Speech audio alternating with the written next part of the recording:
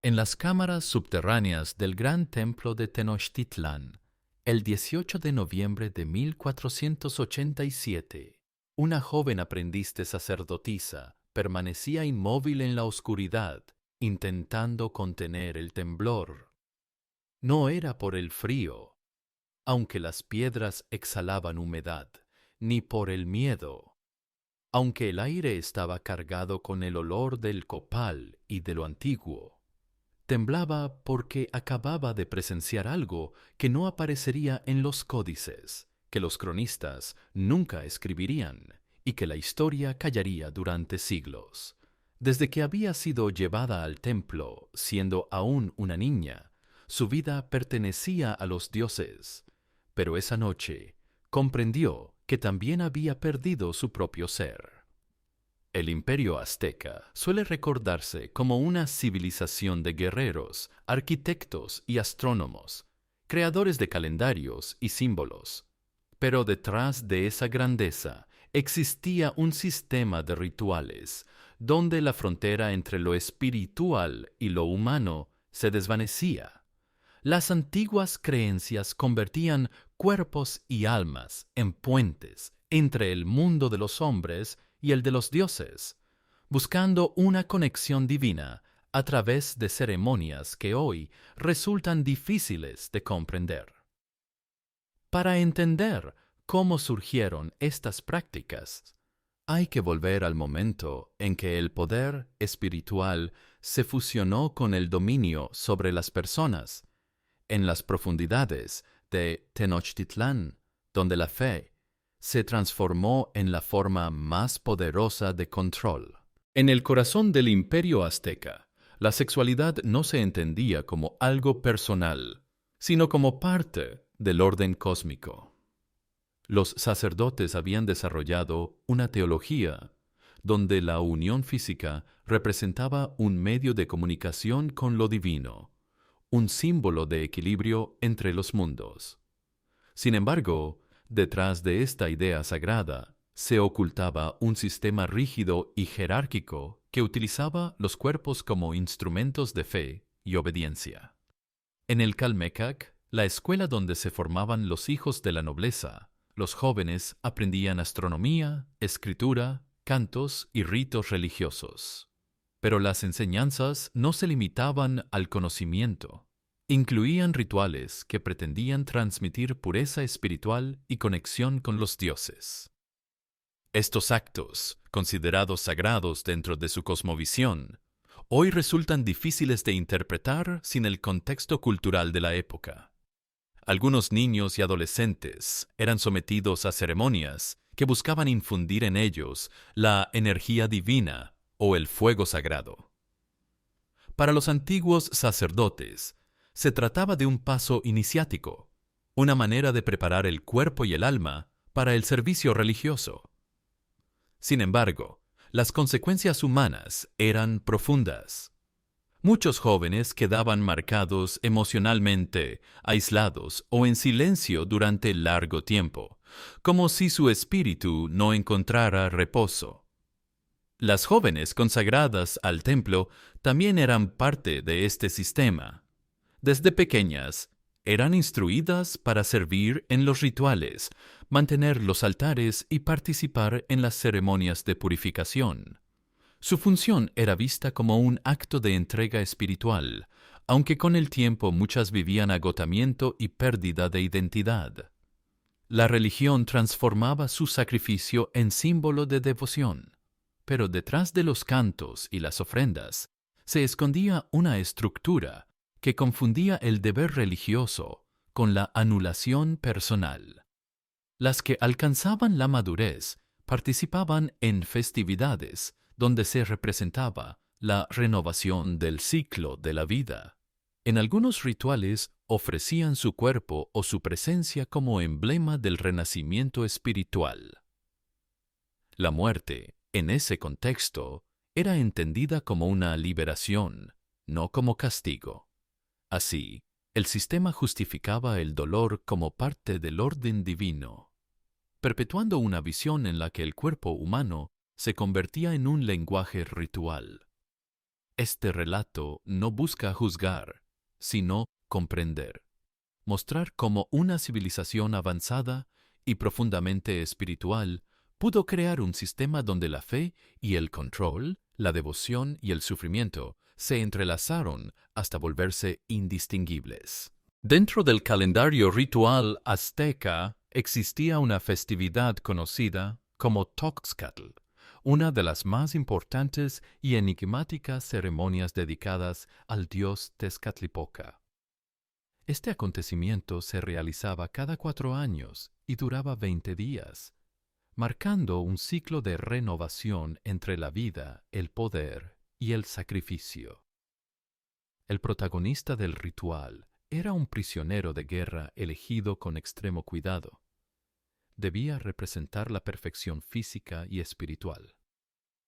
Durante un año entero era tratado como una encarnación del dios.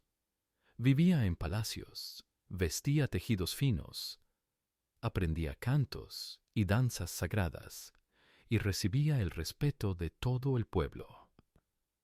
Su vida, sin embargo, estaba destinada a culminar en un acto simbólico de entrega total. Durante los últimos días del festival, el joven participaba en ceremonias que representaban la unión entre lo terrenal y lo divino.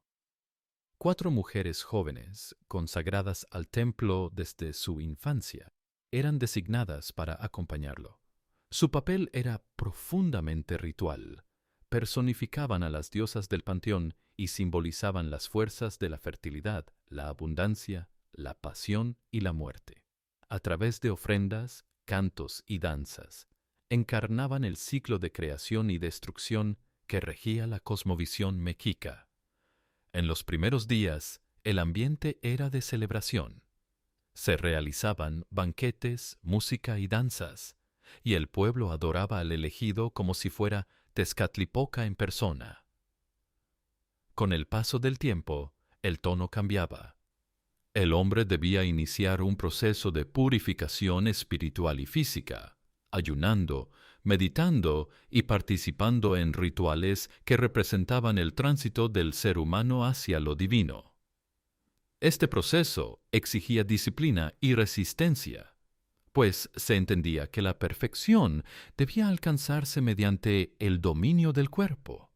Al final de los 20 días, el joven era conducido al templo principal. No era visto como una víctima, sino como un emisario que regresaba al Dios que representaba. Su corazón, símbolo del tonali, la energía vital, era ofrecido en el altar como garantía de equilibrio cósmico y fertilidad para la tierra. Las mujeres que participaron en la ceremonia también cumplían un papel sagrado. Acompañaban el alma del elegido en su tránsito hacia los dioses. En la visión mexica, su muerte no era castigo, sino unión con lo divino, una transformación espiritual que aseguraba el renacimiento del ciclo natural. De este modo, lo que desde una mirada moderna puede parecer un acto extremo, dentro de la mentalidad religiosa azteca, era una expresión de armonía universal, una manera de mantener vivo el vínculo entre los hombres, la naturaleza y los dioses.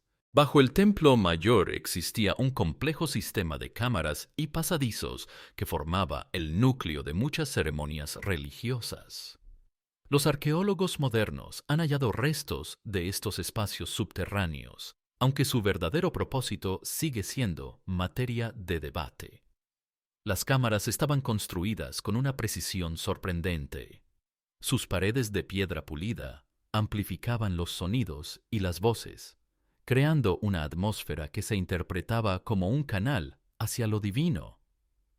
Los drenajes y canales, cuidadosamente diseñados, servían para recolectar líquidos usados en los rituales, mezclados con aceites y hierbas aromáticas, con los que se elaboraban ungüentos ceremoniales, considerados de poder purificador.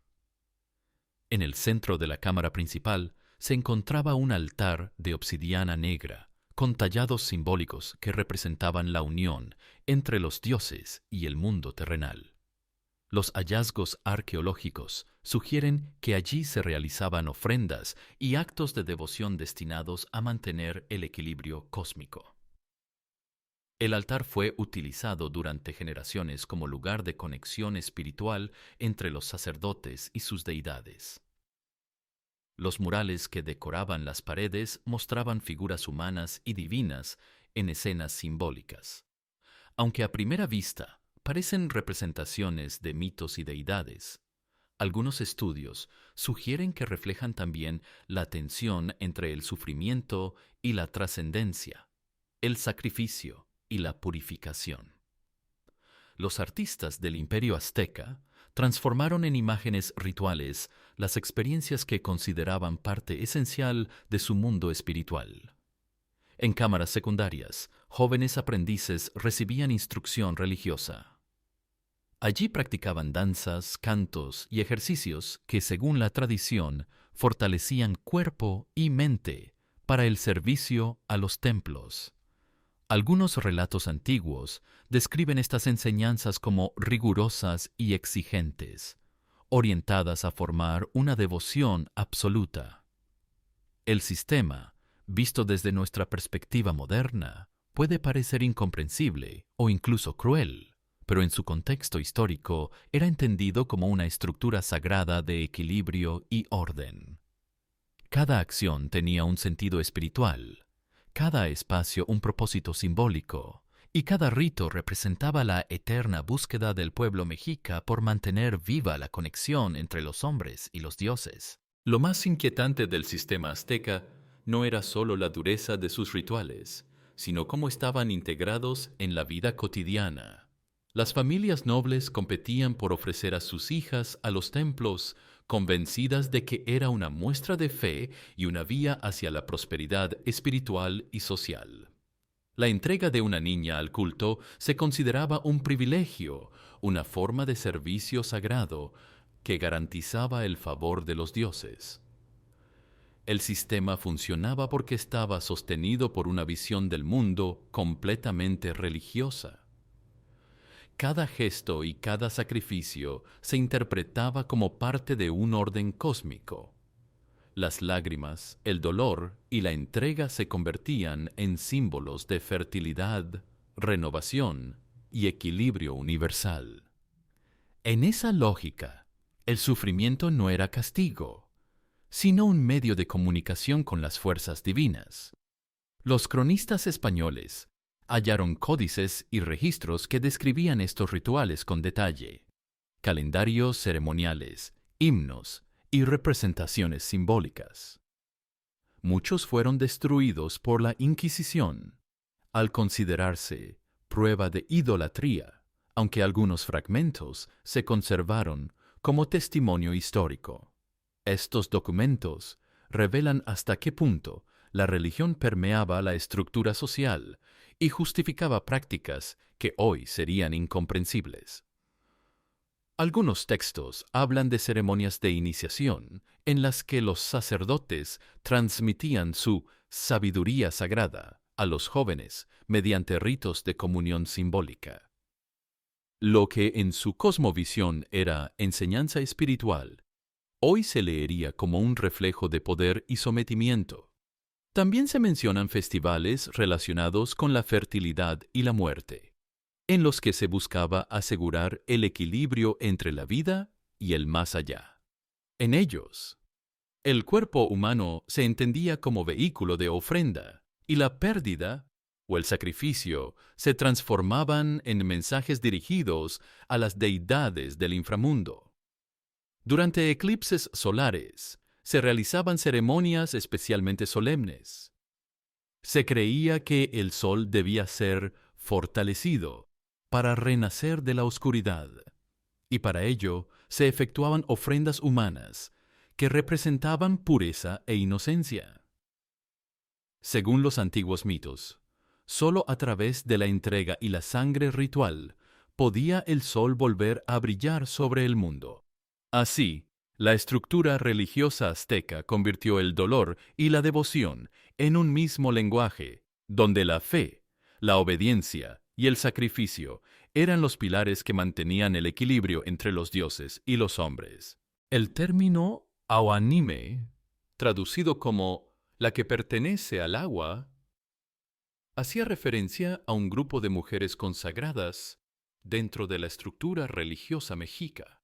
En teoría, su papel estaba ligado a los cultos de fertilidad y purificación, aunque con el tiempo se convirtió en uno de los aspectos más oscuros del sistema ceremonial.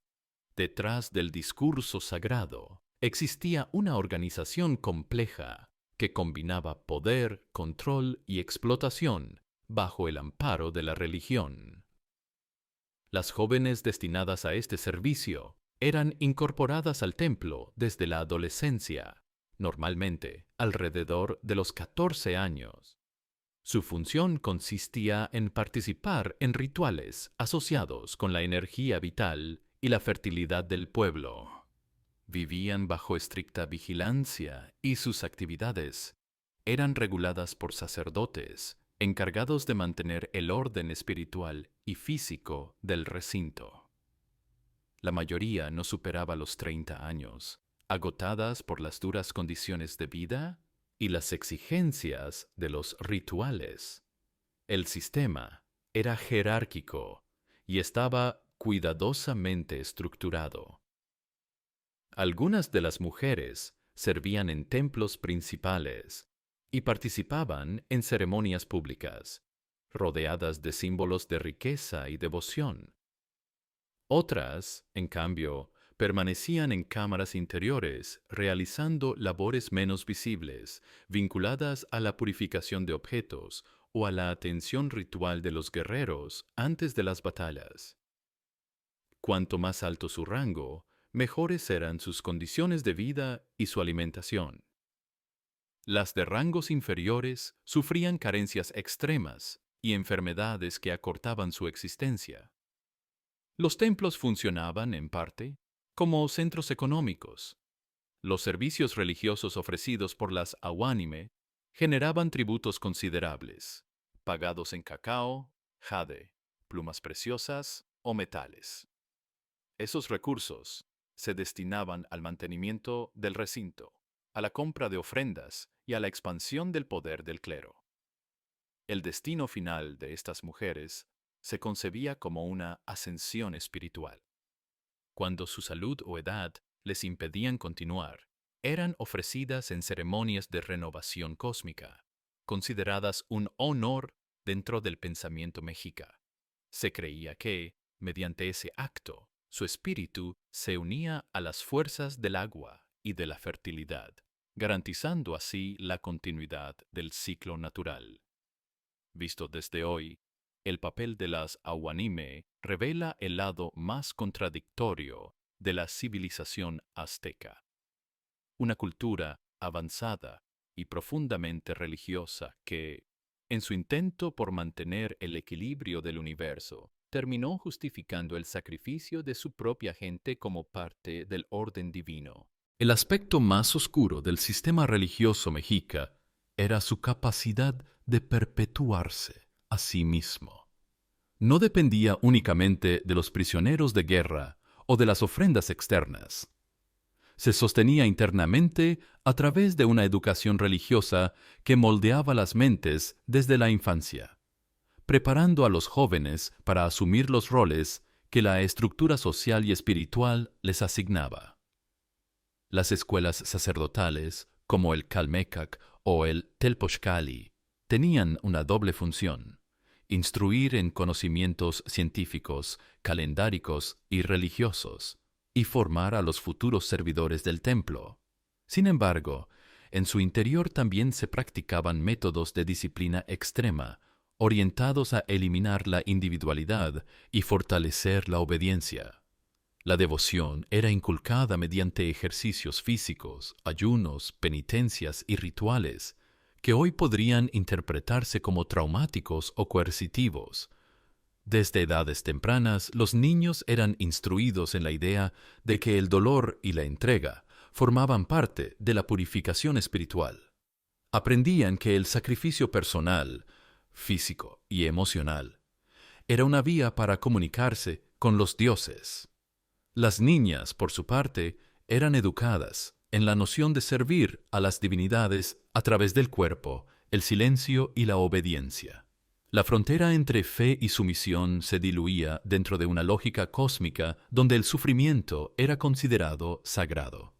Algunos textos antiguos y estudios modernos sugieren que en estos espacios se empleaban también plantas alucinógenas y rituales de trance para inducir estados místicos.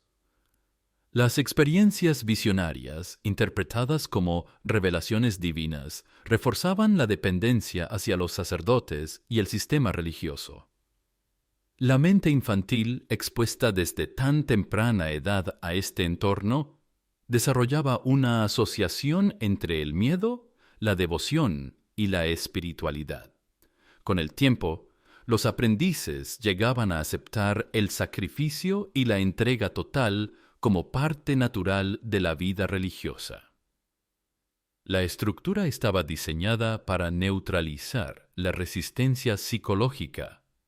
Quienes sobrevivían emocionalmente se convertían en sacerdotes o guardianes del culto. Quienes se quebraban quedaban integrados en funciones inferiores del sistema. Así, el imperio azteca había construido una maquinaria espiritual autosuficiente, capaz de generar sus propios creyentes, servidores y víctimas bajo una misma justificación: mantener el equilibrio del universo a cualquier costo. Entre todos los rituales aztecas, ninguno ilustra mejor la perversidad psicológica del sistema que el tratamiento del dios viviente. Durante los festivales de Toxale, el prisionero elegido pasaba un año completo viviendo como una deidad. El mejor alimento, la ropa más fina, sirvientes atentos, libertad para caminar por la ciudad, respeto universal. Durante esos 365 días, el hombre experimentaba una vida que superaba la de la mayoría de nobles. Aprendía música, poesía, retórica. Se bañaba en tinas de oro. Comía en vajillas de jade. Dormía en lechos de plumas de quetzal.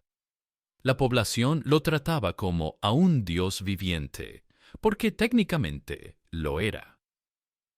Esta fase de endiosamiento no era accidental, era tortura psicológica calculada.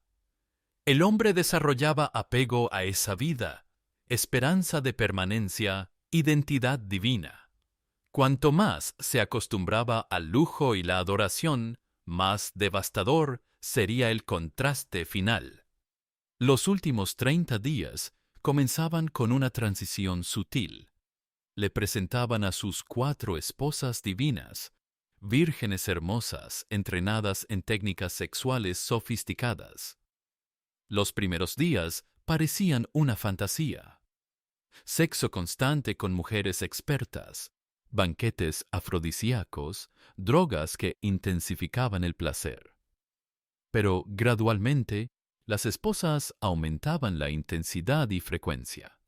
Lo que había comenzado como placer se convertía en obligación, después en agotamiento, finalmente en tortura. El hombre comprendía lentamente que ya no era un dios siendo complacido, sino una víctima siendo drenada sistemáticamente. Los últimos 10 días eran horror puro. El hombre, ya esquelético y delirante, suplicaba descanso que nunca llegaba. Las 4 vírgenes, ahora reveladas como verdugos entrenados, aplicaban técnicas diseñadas para extraer semen, incluso cuando el cuerpo ya no podía responder naturalmente. Drogas estimulantes mantenían sus funciones sexuales mientras su mente se desintegraba. El día del sacrificio, el dios viviente era cargado a la pirámide porque ya no podía caminar. Su cuerpo, consumido por 20 días de extracción sexual sistemática, parecía un cadáver animado. Pero su corazón aún latía cuando se lo extrajeron. Y los sacerdotes creían que ese corazón, purificado por tal sufrimiento sexual, tenía poder para influir en los dioses durante todo un año. Cuando Hernán Cortés y sus hombres arribaron a Tenochtitlán en 1519, se encontraron con una civilización inmensamente desarrollada, pero también con vestigios de prácticas religiosas que los desconcertaron profundamente. Entre los templos y estructuras sagradas hallaron cámaras subterráneas, restos óseos y murales simbólicos que narraban antiguos rituales. Las cartas y testimonios de los conquistadores mencionaban estos hallazgos con asombro y temor, aunque sin comprender plenamente su significado dentro del contexto espiritual mexica. Sin embargo, al redactarse las crónicas oficiales de la conquista, muchos de estos detalles fueron suavizados o eliminados. La Iglesia Católica y los cronistas de la época consideraron que difundir con precisión ciertas prácticas podría causar escándalo en Europa o fomentar interpretaciones equivocadas. Por ello, los registros se limitaron a términos generales, como ceremonias de fertilidad o rituales de iniciación, evitando toda descripción explícita. Gran parte de los códices originales que detallaban los ritos aztecas fueron destruidos en los autos de fe, con el propósito de erradicar lo que se consideraba idolatría. Aún así, algunos fragmentos y copias parciales sobrevivieron en colecciones privadas y archivos eclesiásticos, conservando información que durante siglos permaneció inaccesible para la mayoría de los investigadores. Esta omisión contribuyó a crear una versión idealizada del imperio azteca, una civilización de guerreros, arquitectos y sabios, sin mencionar los aspectos más oscuros de su sistema religioso. La historia, filtrada por intereses políticos y morales, prefirió resaltar los logros culturales y técnicos, dejando en silencio las prácticas que no encajaban con la visión heroica de la conquista ni con los valores cristianos de la época. En la actualidad, los historiadores que acceden a documentos menos censurados enfrentan un dilema ético. Por un lado, buscan revelar la verdad histórica. Por otro, deben hacerlo sin recurrir al sensacionalismo ni alimentar prejuicios hacia las culturas indígenas modernas. La clave está en entender el contexto. Aquellos ritos, por brutales que parezcan desde una óptica contemporánea, formaban parte de una cosmovisión compleja, en la que la devoción, el sacrificio y el equilibrio del universo eran inseparables. Lo más perturbador del sistema azteca no era solo su brutalidad, sino su capacidad de autorromanización. Las víctimas eran entrenadas para justificar su propio abuso como servicio sagrado, para interpretar su dolor como devoción religiosa, para agradecer a sus abusadores por la oportunidad de comulgar con los dioses. Este condicionamiento psicológico creaba víctimas que defendían el sistema que las destruía.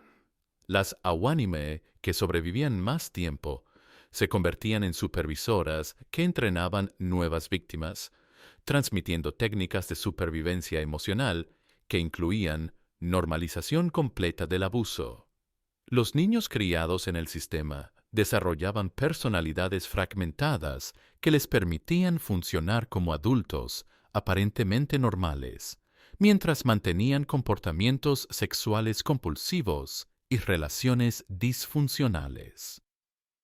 Muchos se convertían en perpetradores, porque la única forma de recuperar poder era replicar la estructura que los había victimizado. El trauma se transmitía generacionalmente a través de familias que habían normalizado la entrega de sus hijos al sistema religioso. Padres que habían sido abusados en templos entregaban a sus propios hijos con la racionalización de que era tradición sagrada, perpetuando ciclos de victimización que duraron siglos. Cuando el sistema azteca fue destruido por la conquista, las víctimas supervivientes no experimentaron alivio inmediato. Muchas habían desarrollado dependencia psicológica del abuso estructurado, y la libertad súbita las dejó sin marcos de referencia para construir identidades saludables. Los conquistadores españoles, aunque pusieron fin a los rituales sexuales aztecas, introdujeron sus propias formas de abuso sexual sistematizado a través de la esclavitud sexual de mujeres indígenas. El trauma continuó bajo diferentes justificaciones, ya no religiosas, sino coloniales y raciales. Los hallazgos arqueológicos modernos en el centro de Ciudad de México continúan revelando evidencias de estas prácticas, pero muchos descubrimientos son clasificados o suavizados en reportes públicos. Los gobiernos mexicanos modernos enfrentan el dilema de honrar su herencia prehispánica sin documentar públicamente sus aspectos más oscuros. En 1978, durante excavaciones para el metro de Ciudad de México, los trabajadores encontraron una cámara subterránea intacta que contenía restos de más de 200 niños entre 6 y 14 años. El análisis forense reveló evidencias de trauma sexual sistemático, fracturas pélvicas, desgarros internos cicatrizados, signos de malnutrición crónica. Pero el hallazgo fue clasificado como sitio arqueológico sensible y removido del conocimiento público. Solo unos pocos académicos especializados han tenido acceso a los informes forenses completos, y estos documentos permanecen restringidos en archivos gubernamentales. Hallazgos similares ocurren regularmente durante construcciones en el centro histórico de Ciudad de México, pero son tratados como descubrimientos rutinarios que no requieren investigación pública. La política oficial es preservar los restos para estudio académico futuro, mientras se mantiene silencio mediático sobre los detalles específicos.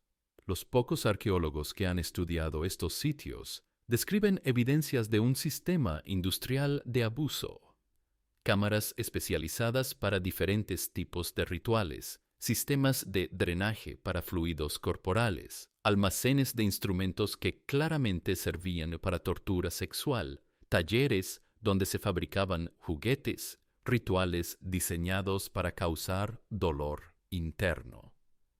La escala de los hallazgos sugiere que estas prácticas no eran aberraciones ocasionales, sino el funcionamiento normal de una industria religiosa que procesaba miles de víctimas anualmente durante más de 3 siglos. El sistema religioso mexica nos plantea una reflexión incómoda. ¿Cómo puede una sociedad llegar a aceptar y justificar el sufrimiento de sus propios miembros más vulnerables? La respuesta, aunque provenga del pasado, tiene ecos inquietantemente actuales. Primero, a través de justificaciones ideológicas, las creencias religiosas y el marco moral del Imperio Azteca transformaban actos dolorosos en gestos de virtud. Lo que implicaba sacrificio o sometimiento se interpretaba como una forma de educación espiritual o de comunión con los dioses. Así, las víctimas llegaban a considerar su propio sufrimiento como una manifestación de fe. Segundo, mediante la normalización progresiva del horror cotidiano. Cuando generaciones completas crecen viendo la violencia o el sacrificio como parte natural del orden divino, la resistencia desaparece. Los padres que ofrecían a sus hijos a los templos lo hacían convencidos de que era un honor y una garantía de prosperidad para la familia. Tercero, por medio de una estructura social que castigaba la disidencia. Rehusarse a participar en los ritos oficiales podía significar marginación o pérdida de estatus. En un sistema donde la religión regulaba cada aspecto de la vida, la supervivencia dependía de la obediencia colectiva.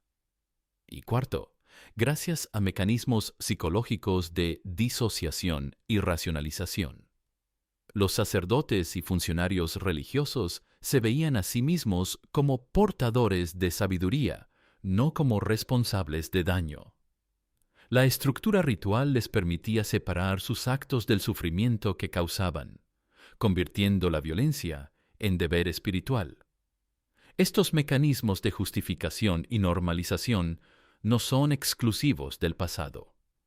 Se repiten, con distintos rostros, en los sistemas totalitarios, en las guerras, en los abusos institucionales y en cualquier estructura que transforme la crueldad en virtud. La lección del mundo mexica es clara. La capacidad humana para racionalizar la violencia y convertirla en dogma sigue siendo una constante a lo largo de la historia.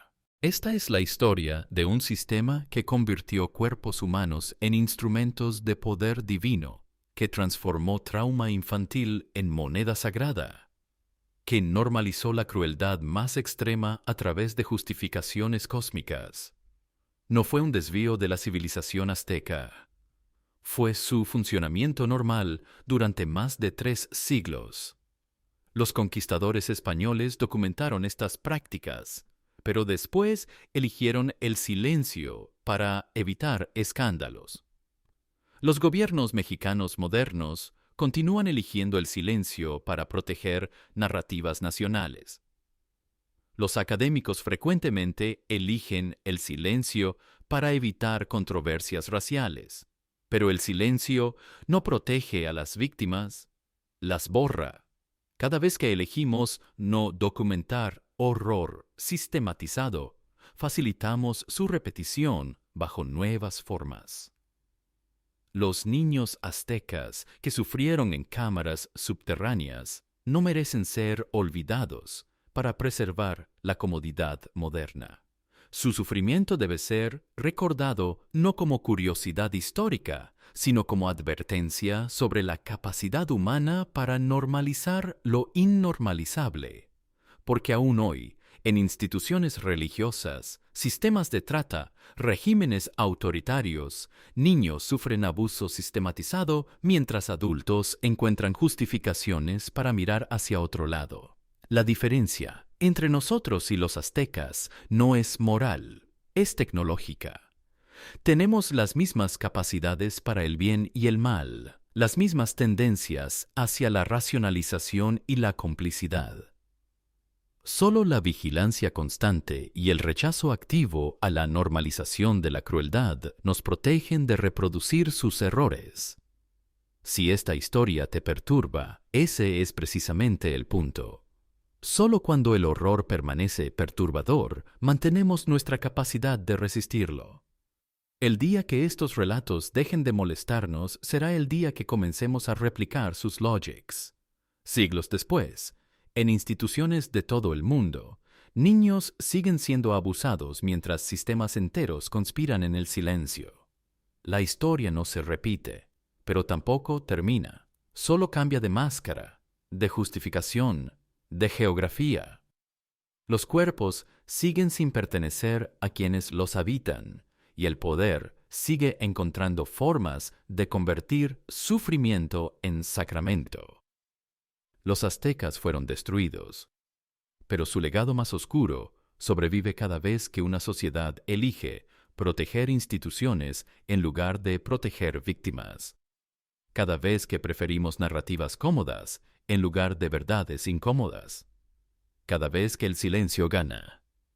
Esta es la historia de un imperio que convirtió niños en ofertas divinas, pero también es la historia de nuestra propia capacidad para normalizar lo que nunca debe ser normal. Y hasta que no entendamos completamente la primera, seguiremos repitiendo la segunda.